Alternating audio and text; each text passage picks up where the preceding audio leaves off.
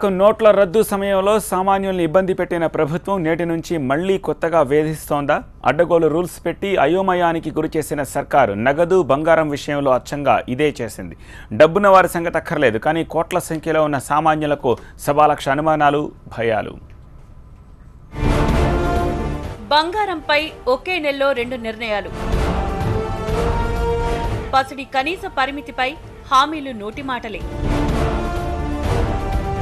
నగదు డిపాజిట్లపై లెక్కలు చెప్పాలన్న ఐటీ విభాగం. అర్జెంట్ అవసరాలకు, అనుకోని ఆపదలకు బంగారాన్ని తాకట్టు పెట్టాలి అనుకునే వారికి షాక్ కొట్టే నిర్ణయాలు ఇవాల్టి నుంచి అమలవుతున్నాయి.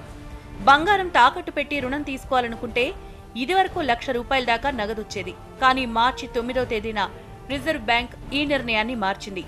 బంగారం తాకట్టు పెడితే నగదును 20,000 వరకే తీసుకోవచ్చని ఆర్బీఐ ఫర్మానా జారీ చేసింది. ఫైనాన్స్ బిల్లును సవరించిన కేంద్ర ప్రభుత్వం ఇందులో మరో నిబంధన తెచ్చింది. ఏప్రిల్ 1 నుంచి బంగారం తాకట్టు పెట్టినా, అమ్మినా మీ చేతికి ₹10,000 ఇస్తారు. మిగతా మొత్తం బ్యాంకు ఖాతాలో జమ అవుతుంది. గ్రామాలు, చిన్న పట్టణాల్లోని సామాన్యులకు షాక్ ఇచ్చే నిర్ణయం ఇది.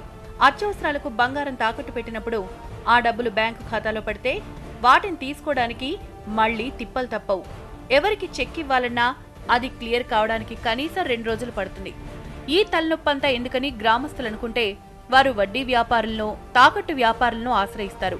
మరోవైపు ఇన్కమ్ ట్యాక్స్ నిబంధనల ప్రకారం 500 గ్రాముల వరకు ఏ వ్యక్తి అయినా బంగారాన్ని దాచుకోవచ్చు. కానీ ఒక వ్యక్తి తన ఇంట్లో తరతరాలుగా ఉన్న బంగారాన్ని అమ్మేసుకున్నా, తనఖా పెట్టినా ఆ మొత్తం బ్యాంక్ అకౌంట్లో పడుతుంది. ఇంత మొత్తం ఎక్కడి నుంచి వచ్చిందని ఐటీ విభాగం అడిగితే లెక్క చెప్పాల్సిందే. చివరకు ఇది జనానికి చిక్కులు తెచ్చి చుక్కలు చూపించే అంశం. ఇంతటితో ఊరుకోని ఐటీ విభాగం నగదు డిపాజిట్లపై డేగ కన్ను వేసింది. 500, ₹1,000 నోట్లు రద్దయిన సమయంలో డిపాజిట్ చేసిన మొత్తాన్ని ఇన్కమ్ ట్యాక్స్ రిటర్న్లో చూపించాలని కేంద్ర ప్రత్యక్ష పన్నుల బోర్డు కోరింది. అంటే గతేడాది నవంబర్ 8 నుంచి డిసెంబర్ 30 వరకు చేసిన నగదు డిపాజిట్ల వివరాలు చెప్పాలి. నోట్ల రద్దు సందర్భంగా బ్యాంకుల్లో 2.5 లక్షల వరకు డిపాజిట్ చేసుకుంటే లెక్క అడగబోమని ప్రభుత్వమే చెప్పింది. కానీ ఇప్పుడు మాత్రం అందుకు విరుద్ధంగా ట్యాక్స్ రిటర్న్స్ లో ఆ వివరాలు చూపించాలంటున్నారు. చిన్న చిన్న అవసరాల కోసం జమ చేసుకున్న పాత కరెన్సీని డిపాజిట్ చేసుకున్న జనం తల బాదుకుంటున్నారు. ఇటువంటి పరిస్థితుల్లో పన్ను ఎగ్గొట్టారనే అనుమానం వస్తే చాలు సోదాలు చేపట్టొచ్చు. ఇన్కమ్ ట్యాక్స్ ఆఫీసర్ ఆదేశిస్తే జూనియర్ అసెసింగ్ ఆఫీసర్ నేరుగా ఇళ్లలో సోదాలు నిర్వహించొచ్చు.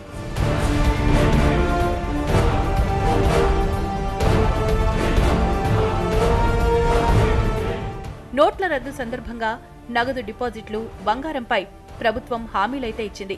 కానీ ఇప్పుడేమో ప్రజల్ని మళ్లీ ఇరుకును పెడుతోంది. రోజుకో రూల్, పూటకో మార్పు తెస్తోంది. ప్రభుత్వం తీరుతో దేశంలో సగానికి పైగా జనాభాకు తిప్పలు తప్పవు. బాధ్యతాయుత ప్రభుత్వం భరోసా ఇవ్వకుండా జనాన్ని భయపెడుతోంది. అతిపెద్ద సంస్కరణలంటూ ఊదరగొట్టే పాలకులు ముందు ఈ దేశ ప్రజలకు సమాధానం చెప్పాలి.